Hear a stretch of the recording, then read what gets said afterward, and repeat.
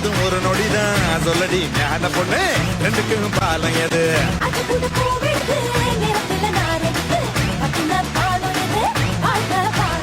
பதகில முள்ளி இருக்கும்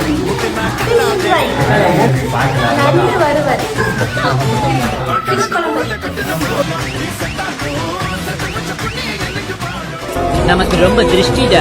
நமக்கு ஏதுவா திருஷ்டி? நம்ம தான் ஏரியாவுக்கே திருஷ்டி. இதுபோல் ஒரு சொந்தம் கிடைத்திட நாம்